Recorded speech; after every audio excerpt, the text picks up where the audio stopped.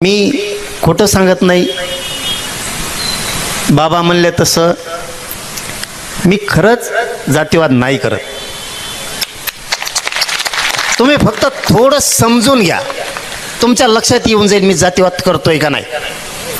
मी करत असतो तर मी छातीत ठोक सांगितलं असतं करतो म्हणून. मी भेट नाही कोणाला, खरंच सांगतो मी तुम्हाला. जसे तुमचे लेकरं बाळ आहेत, तुम्हाला जसं लेकरा बाळासाठी आरक्षण असावं वाटलं तसं मी माझ्या समाजाच्या लेकराला आरक्षण असावं असं म्हणतो. याच्यात कुठं आला व जातीवाद?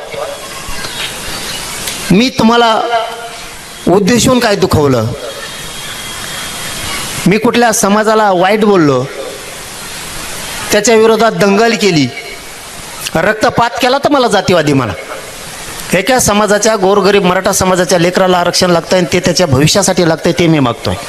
मी करत पण नाही. ज्या ज्या वेळेस आंतरवालीत येतात ना, कुठल्याही जातीचं येऊ द्या, मी त्याला आत्तापर्यंत मोकळं पाठवलं नाही. मग त्या महादेव मुंडेचं प्रकरण असू द्या,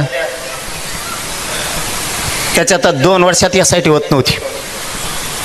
ते आता आरोपी जवळपास निश्चितीकडे आलेत, इथपर्यंत ते मॅटर गेल्या. काहीच नव्हतं त्याच्यात. माझ्याकडे दलित मुस्लिम येऊ द्या, मी वापस लावत नाही.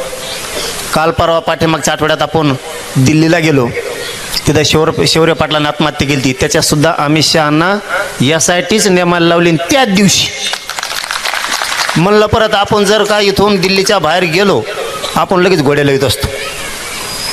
तो क्लिअर सांगितलं. दुसऱ्या दिवशी त्याच दिवशी 12 वाजता SIT नियुक्त झाली. मी कोणात कधीच जात बघत नाही.